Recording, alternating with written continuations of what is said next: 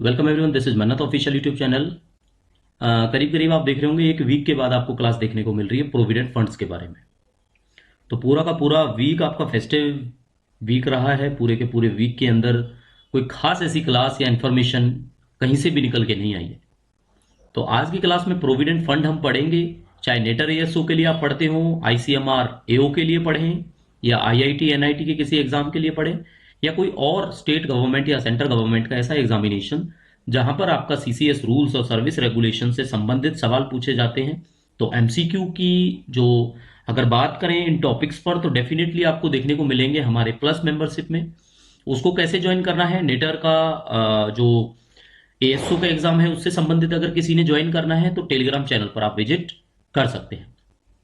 बाकी यूट्यूब की classes freely सबके लिए अवेलेबल हैं। अगर सफिशिएंट रहता है क्लास से पढ़ के आपको प्रिपेयर करना, तो मोस्ट वेलकम है। आपको मेंबरशिप ज्वाइन करने की, किसी कोर्स को परचेज करने की कोई जरूरत नहीं पड़ेगी। ठीक है। तो प्रोविडेंट फंड की क्लास है। असिस्टेंट जितने भी आईसीएमआर के कैंडिडेट हैं ऑलरेडी अच्छी सर्विस में है, वो लेवल 7 लेवल 8 पर वर्किंग है 2-3 साल से, क्योंकि उनका एक्सपीरियंस इतना मांगा हुआ है। तो आईसीएमआर के जितने भी कैंडिडेट हैं, आईसीएमआर का आपको पता है एग्जाम कराएगा एम्स न्यू दिल्ली। तो आईसीएमआर एओ एडमिन और आपका एक दूसरा एओ है दैट इज अकाउंट ऑफिसर, और ये अकाउंट्स या फाइनेंस आप कह सकते हो। दोनों का जो एग्जाम है वो 15 नवंबर को होना टेंटेटिव है। वैसे 15 नवंबर को ही हो जाना है इनका एग्जाम।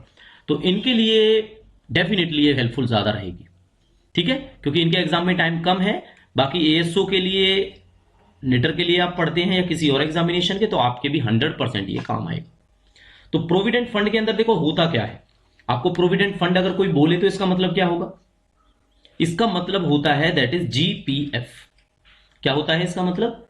जीपीएफ। और जीपीएफ को क्या बोलते हैं? जीपीएफ को बोलते हैं हम जनरल प्रोविडेंट फंड। क्या बोलते हैं इसको? बोलते हैं हम जनरल प्रोविडेंट फंड। जीपीएफ हो गया आपका। एक आता है सीपीएफ। सीपीएफ भी हम पढ़ेंगे।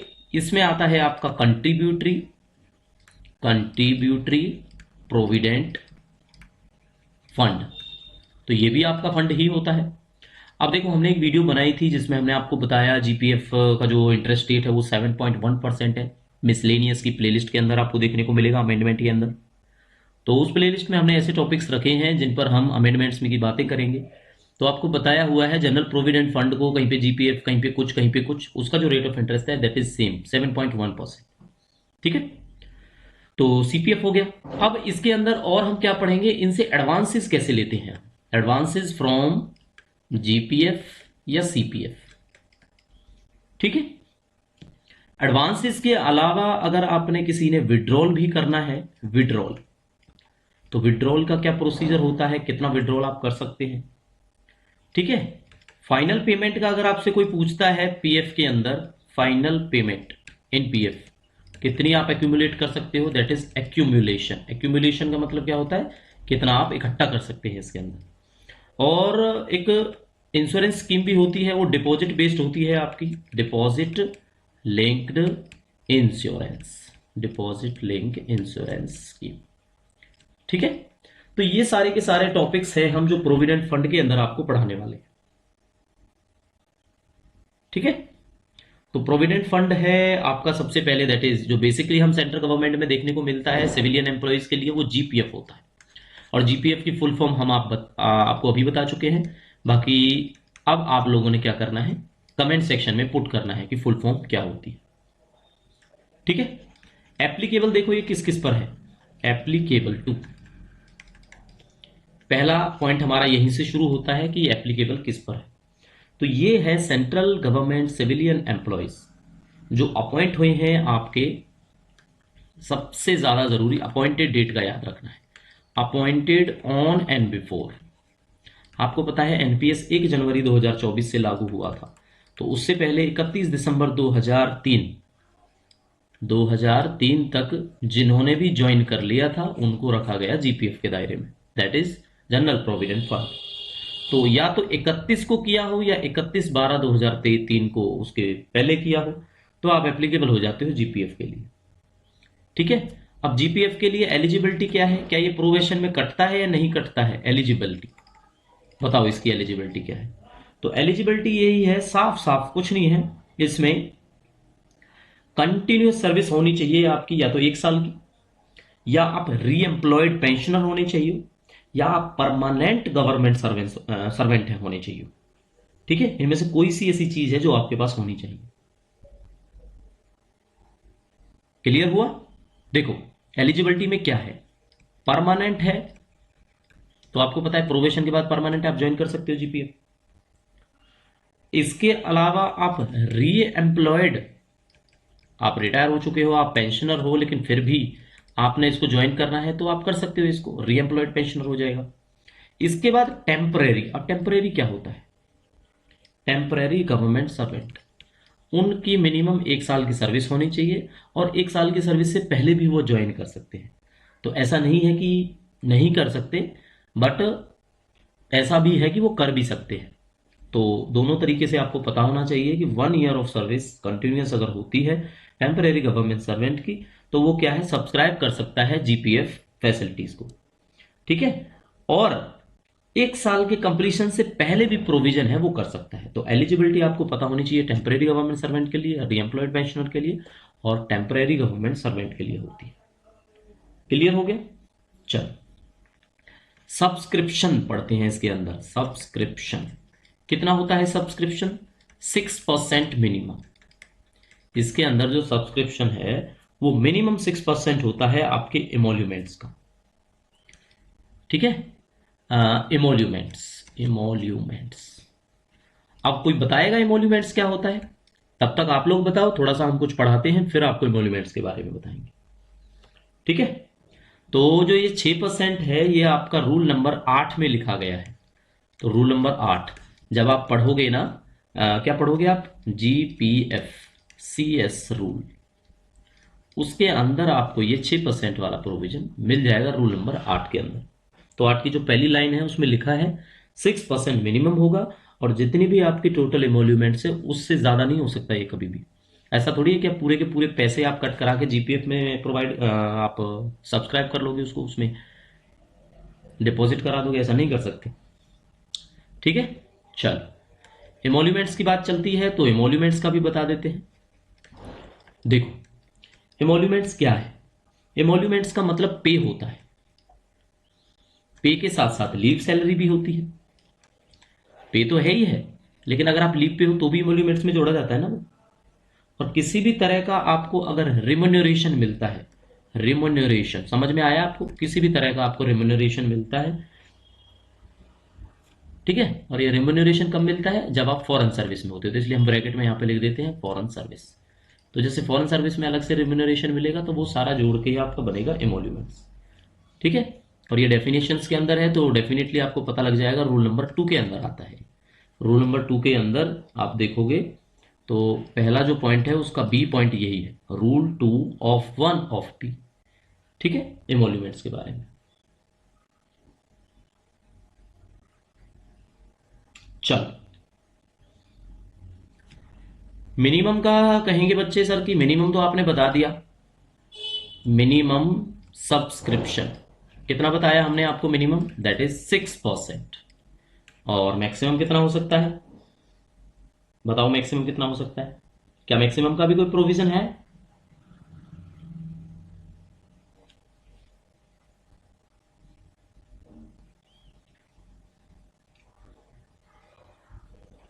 मैक्सिमम का देखो साफ साफ लिखा हुआ है, 1 महीने के अंदर जितना भी आपने सब्सक्राइब किया, जो भी आप पैसे डिपॉजिट करते हो, वो जो अमाउंट है वो 5 लाख से ज्यादा नहीं होना चाहिए। तो मैक्सिमम कितना है, 5 लाख तक।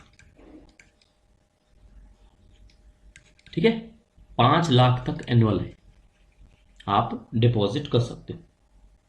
किसको मिला के है ये, कोई एरियर अगर आपको मिल जाता है पूरे फाइनेंशियल ईयर के अंदर, तो वो आपका 5 लाख से ज्यादा नहीं होना चाहिए, ये लिखा हुआ है।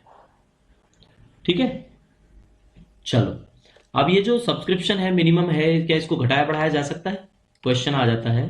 सब्सक्रिप्शन, सब्सक्रिप्शन घटाना या बढ़ाना, बता दो, इसको घटा बढ़ा सकते हैं?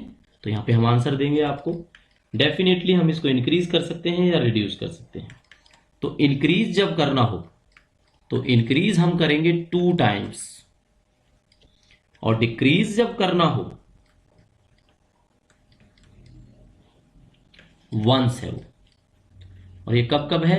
1 ईयर के अंत, 1 ईयर में। या आप कहने को कह सकते हो इसको एक तरह से कि पूरे के पूरे ईयर के दौरान आप इसको 2 बार बढ़ा सकते हो, और घटाने का जो प्रोविजन है, अगर आपने सब्सक्रिप्शन को कम कराना है तो आप उसको केवल 1 बार करा सकते हो। ठीक है, चलो देखो, वैसे तो थ्रू आउट द सर्विस आपका ये चलता है, पूरे के पूरे सर्विस के दौरान जीपीएफ का जो सब्सक्रिप्शन है वो चलता है। लेकिन यहीं पे आपको एक क्वेश्चन और पूछ लेते हैं कि क्या इसको कभी स्टॉप किया जाता है? स्टॉप, तो डेफिनेटली इसका आंसर होगा यस। अब सवाल आपका बनेगा कब? ये याद रखना, ये स्टॉप किसका स्टॉप है? ये प्रोविडेंट फंड का स्टॉप है। कब कब होता है? तो क्लियर क्लियर यही है, जब, नोट कर लेना, एक तो सस्पेंड हो जब एम्प्लॉय, सस्पेंशन, सस्पेंशन के टाइम पे करा सकता है।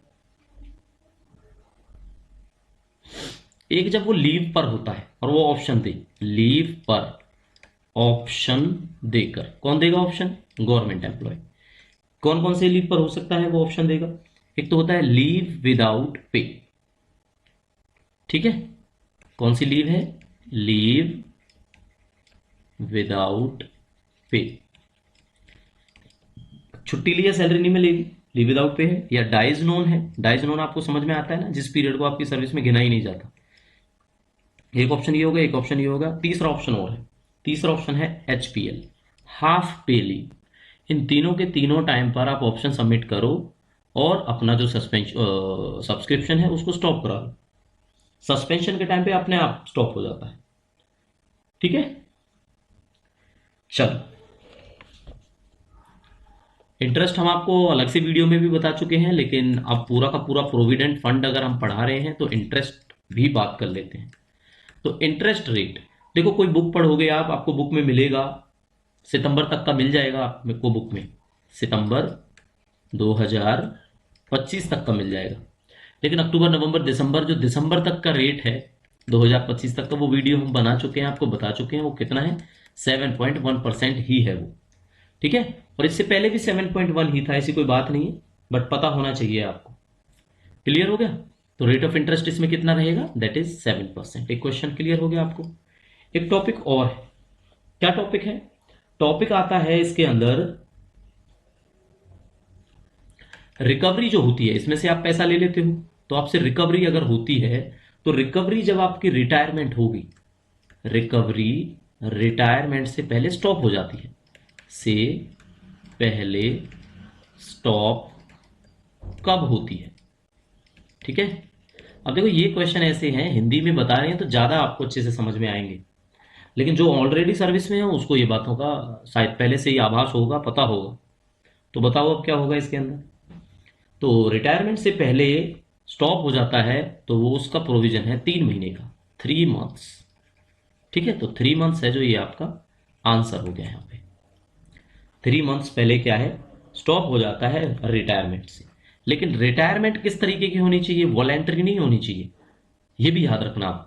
यहाँ पे एक हैश का मार्क लिख देते हैं और यहाँ पे हैश पे लिखेंगे कि रिटायरमेंट कैसी होनी चाहिए? सुपर एनुएशन, सुपर एनुएशन, सुपर एनुएशन समझते हो कि उनकी खुद की ही उम्र हो जाए, जो भी 60 साल है, 62 साल है, 65 साल है, जो जो प्रोविजन है, सेंट्रल गवर्नमेंट सिविल एम्प्लॉयज की 60 ईयर्स है, तो 60 ईयर्स के बाद ही उनको जो सुपर एनुएशन के 3 महीने से पहले स्टॉप हो जाते हैं, अगर कोई रिकवरी उनसे चलती है तो।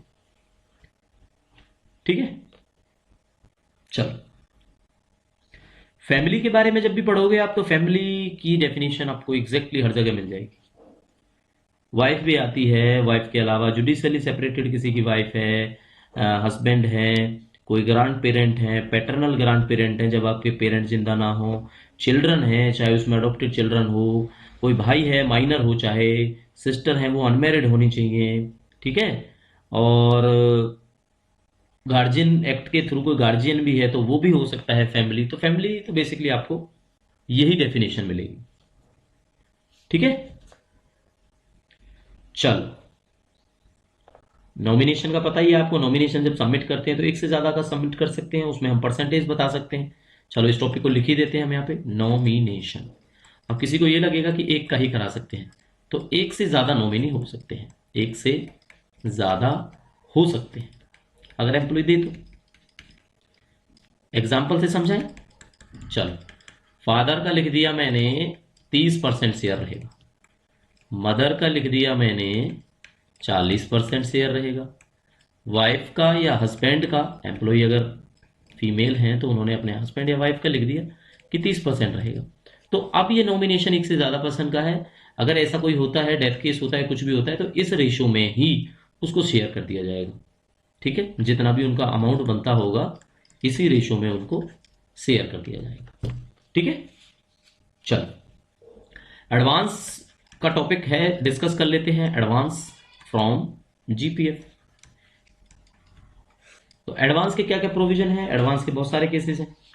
सबसे ज्यादा जो प्रोमिनेंट है, सबसे ज्यादा प्रोमिनेंट एडवांस अगर कोई लेता है तो सबसे ज्यादा प्रोमिनेंट हो जाता है आपका जो लिया जाता है वो बेसिकली एजुकेशन है। ठीक है, इस बेस पे लिया जाता है।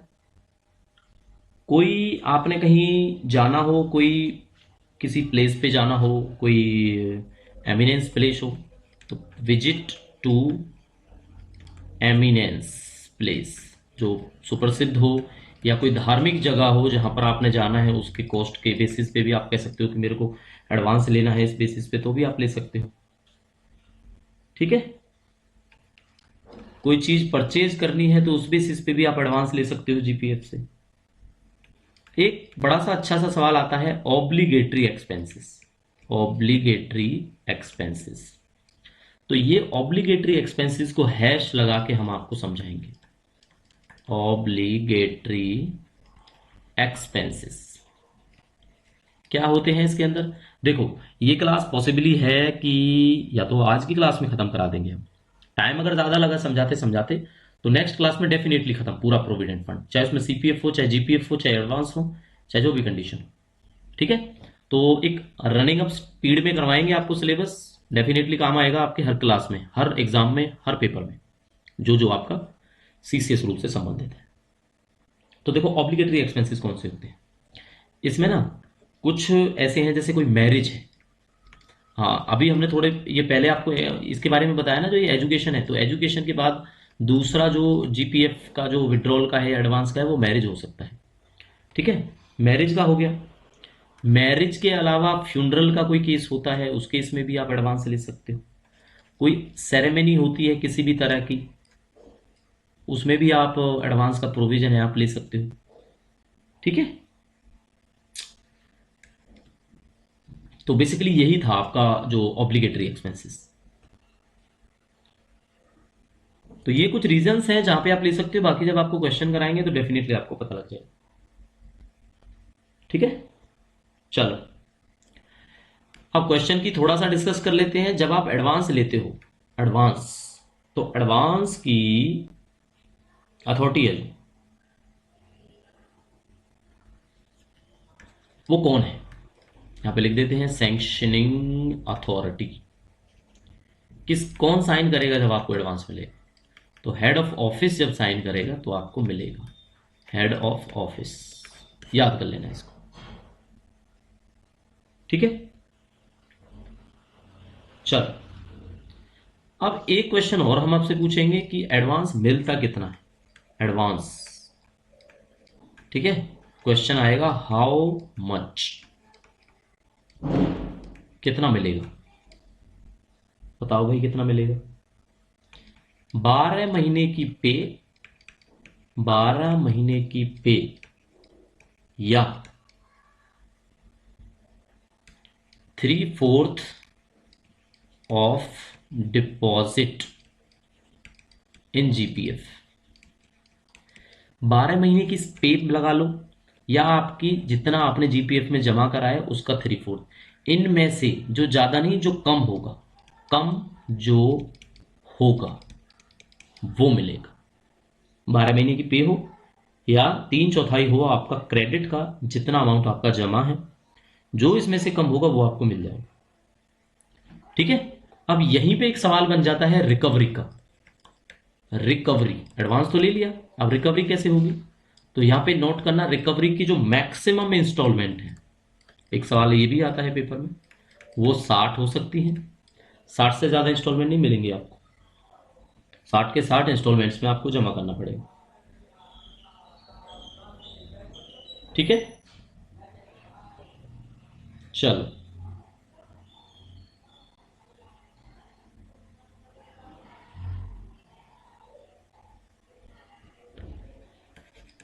एक क्वेश्चन और बता देते हैं, एडवांस। एडवांस की टाइम लिमिट कितनी है? आपने फॉर्म भरा, साइन कराया, तो वो 15 दिन का टाइम है, 15 डेज। 15 डेज का मैक्सिमम है कि एडवांस की जब पेमेंट हो या सेंक्शन कराना हो तो आपको 15 दिन के अंदर अंदर हो जाता है।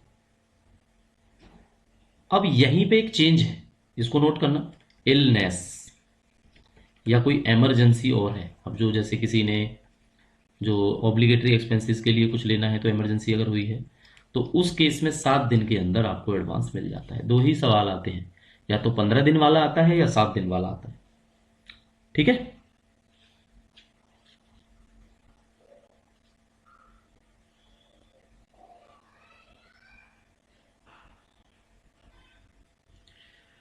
चलो। अब एडवांस बता दिया तो अब विड्रॉल भी समझ लो। जीपीएफ से विड्रॉल क्या है?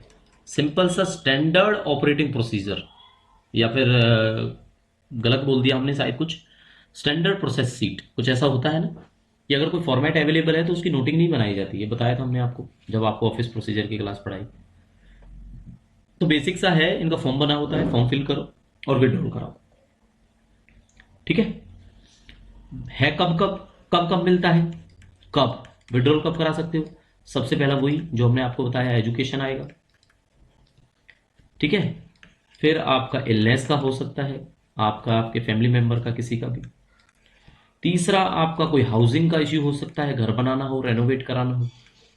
चौथा आपका कोई, हाउसिंग का हमने लिख ही दिया, बनाना हो, परचेज करना हो, पूरा लिख दें, कंस्ट्रक्शन हो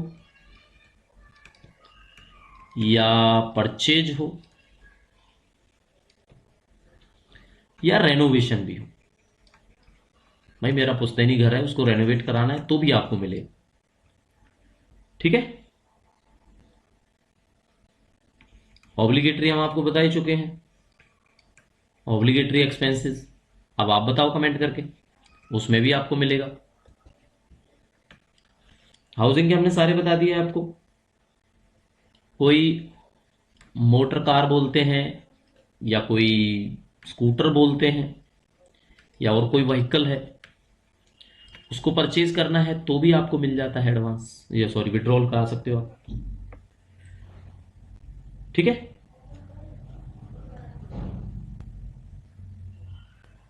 ये तो हुए कारण। क्वेश्चन जो बनेगा नोट करने वाला, क्या बिना रीजन मिलता है? बिना रीजन विड्रॉ करा सकते हैं? तो आपने बोलना है यस। अब आप कहोगे सर अभी तो बोला आपने, कारण नहीं बताने पड़ेंगे, लेकिन बिना कारण कब? जब आपकी रिटायरमेंट से 2 साल रहते हो, 2 years before superannuation. Superannuation voluntary में नहीं है ये, सुपर एनुएशन रिटायरमेंट जो होती है, तब आपने कोई कारण नहीं बताना, सिंपल फॉर्म भरना है, मेरे को पैसे चाहिए, पैसे ले लो, मिल जाएंगे। लेकिन बिना कारण तभी पॉसिबल है जब विद इन, यहां पे हम लिख देते हैं within 2 year of retirement, 2 year before retirement, superannuation. ठीक है, तो जितने भी देखो पॉसिबल सवाल बनते हैं हम आपको कराते चल रहे हैं, आपको कोई डाउट कोई इशू नहीं आएगा इसके अंदर, है ना। अब लिमिट की भी बात कर लें। अब ये अच्छा खासा सवाल है, इसके अंदर जवाब छिपे हुए हैं। देखो, एजुकेशन हो या हो ऑब्लिगेटरी, ऑब्लिगेटरी एक्सपेंस, या हो आपका कोई कंज्यूम करने के लिए, कंज्यूमर ड्यूरेबल बोलते हैं, कोई सामान आपने परचेज करना है, तो इसमें भाई आप 12 महीने की बेसिक, जो हमने बताया था ना एडवांस की तरह, 12 महीने पे या 3/4 of credit, 4th of credit, इन दोनों में से जो लेस होगा, लेस कम, उतना आप ले सकते हो। ठीक है, हर एक पॉइंट एक क्वेश्चन है, नोट करते चलना, याद करते चलना। ठीक है, इलनेस जब होती है सबसे ज्यादा मिलेगा आपको 90% ऑफ क्रेडिट, अप टू 90। लेने को आप 50% ले लो, लेकिन अप टू 90 आपको इलनेस के बिहाफ पे मिल जाता है। ठीक है, ये सारी की सारी लिमिट्स हैं जो आपको बताते चल रहे हैं। अब आ जाता है घर परचेज करना है, लोन भरना है, घर खरीदना है, कंस्ट्रक्शन करनी है, रेनोवेशन करनी है, तो सिंपल एक वर्ड लिखेंगे, हाउस वाला, हाउस रिलेटेड, कुछ भी हम नहीं लिखेंगे ये क्या क्या है। इसमें जो कंडीशन है आपकी वो भी 90% तक है, 90% तक क्रेडिट का आपको मिल जाता है। ठीक है, चल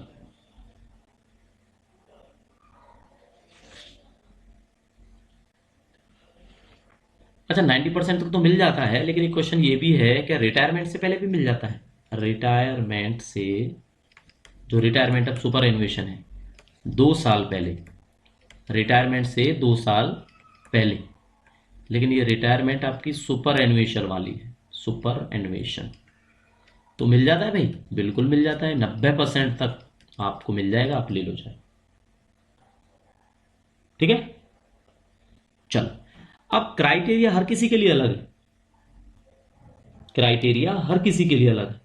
अभी जो ये सबसे पहले वाला है, इस पे आ जाओ आप, मेरा एजुकेशन, ऑब्लिगेटरी, कंज्यूमेबल, ये जो इलनेस भी हो गया है ना। अब ये जो सारी चीजें हैं, इलनेस भी जुड़ा है इसमें,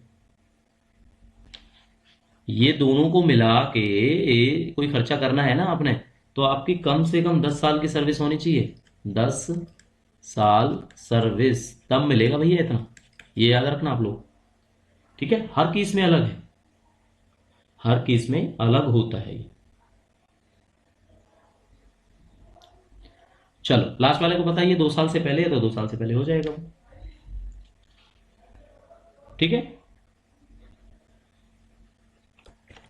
अब आगे एक चीज बताते हैं। अब मान लो आपने लिया एडवांस, आपने क्या है, आपने एडवांस लिया।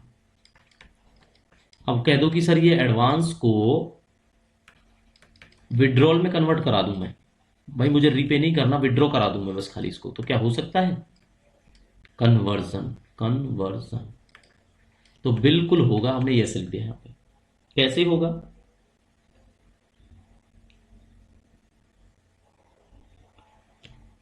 रूल नंबर 16 ए में ऐसा प्रोविजन बताया गया है कि आप अपने जो एडवांस है उसको विड्रॉल में कन्वर्ट करा सकते हैं। ठीक है, डीपली हम नहीं जाएंगे क्या रीजन है क्या नहीं है, 16 ए है, आप रूल निकालो, पढ़ो इसके बारे में। ठीक है, चलो अब एक सीपीएफ का छोटा सा टॉपिक है, आप कहो तो इसी में बता देते हैं, क्लास तो लग रहा है खत्म करने की तैयारी हो ही चुकी है हमारी। ठीक है, करीब करीब आप देख रहे होंगे आधा घंटा होने वाला है आपकी क्लास को, तो थोड़ा सा सीपीएफ पढ़ लेते हैं। यहाँ पे थोड़ा सा बताते हैं आपको सीपीएफ के बारे में, बाकी आगे क्लास में कंप्लीट कर देंगे। तो कॉन्ट्रीब्यूटिव प्रोविडेंट फंड है, ये भी उन पर ही लागू होता है जो 31 दिसंबर 2003 से पहले पहले ज्वाइन किए हुए हैं। जीपीएफ और सीपीएफ सेम है, कुछ कंडीशन अलग है। कुछ कंडीशन क्या अलग है, यहां पढ़ो, इमोल्यूमेंट्स। एक तो इमोल्यूमेंट्स की डेफिनेशन इसके अंदर अलग है, इसमें वेजेस जो होती हैं इसमें वो भी इंक्लूड हो जाती है। ठीक है, जो फिक्स मंथली तो मिलती नहीं, वो वेज कुछ भी अगर किसी को मिलती है तो वो भी जुड़ जाती है, तो सीपीएफ में होता है ऐसा। नॉन पेंशनेबल कोई भी है, non pensionable, non pensionable government servant, वो कंपलसरी है कि सीपीएफ में ही सब्सक्राइब करें। ठीक है, कंट्रीब्यूशन जो होता है इसमें 10% होता है सब्सक्राइबर का, कंट्री जो होता है 10% तो होगा सब्सक्राइबर का, यानी गवर्नमेंट एम्प्लॉय का। ठीक है, ये भी प्रोविजन लिखा हुआ है इसमें।